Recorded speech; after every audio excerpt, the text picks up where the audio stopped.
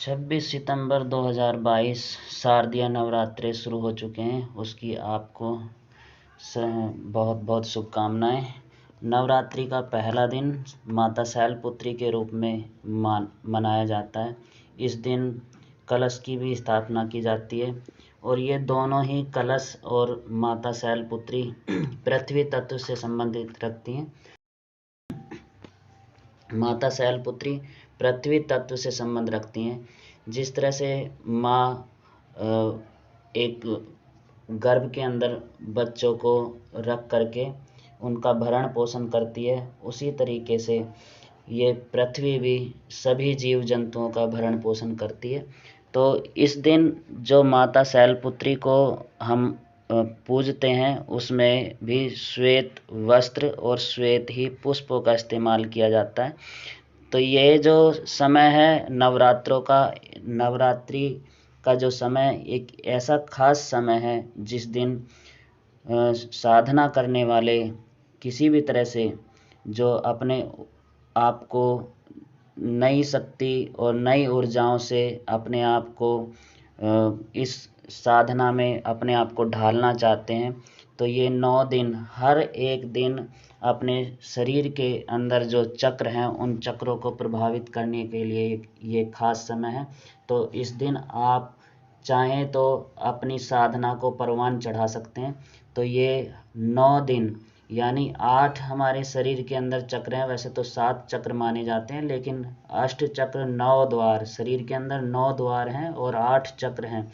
तो इन 8 चक्रों को प्रभावित करने के लिए ये एक साधना का समय है। एक शरीर के अंदर जो हमारे शरीर के हर अंग के अंदर एक नई ऊर्जा, नई शक्ति दी है परमात्मा ने। तो उस शक्तियों को जगाने के लिए जो मूलाधार केंद्र में सोई हुई हमारी सुषुप्त शक्ति है, तो मूलाधार केंद्र हमारा पृथ्वी तत्व से संबंध रखता है। तो इसी तरह से माता शैलपुत्री को जब हम पूजते हैं तो माता शैलपुत्री पृथ्वी तत्व से संबंध रखती है। तो ये साधना का समय है। जो ब्रह्म मुहूर्त में सुबह उठ करके या रात्रि के समय में जो साधना करता है, वो अपनी इस साधनाओं के द्वारा अपने आप को ऊर्जा से सराबोर कर सकता है, अपनी ईड़ा, पिंगला और सुषुम्ना तीनों नाड़ियों को जागृत कर सकता है। और जो अपने शरीर के अंदर किसी भी तरह का रोग है, वो रोग तो अपने आप ही भस्म होगा। और जो आपके अंदर मूलाधार केंद्र से स्वादिष्ठान, मणिपुर, अनाहत, विशुद्धि और ब्रह्मारंध्र तक जो आपकी शक्तियाँ सोई हुई हैं वो जागृत होंगी। ये एक खास समय है। इस दिन आप साधना करें, बैठें और शांत होकर के ध्यान करें। ये ध्यान आपको अनंत ऊंचाइयों तक लेकर के जाएगा। आपकी शक्तियों को, आपकी सोई हुई सुषुप्त शक्तियों को जागृत करेगा। आपको एक नई ऊर्जा, नई शक्ति का महसूस अपने अंतर में कराएगा और आप अपने आप शरीर को देख सकते हैं कि आप कितने इससे प्रभावित हुए।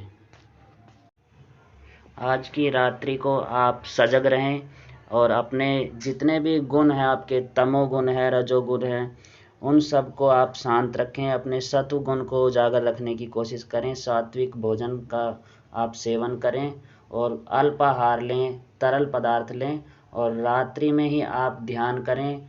और सुबह के समय आप ध्यान और मेडिटेशन कर सकते हैं। सजग रहें, अपने आप को ज़्यादा भूख प्यास से पीड़ित ना रखें। तो अपने मन को एकाग्र और शांत रखें, क्योंकि ये शांति और शीतलता और आनंद के साथ एक उत्सव का एक समय है जो रात्रि का समय है। सभी को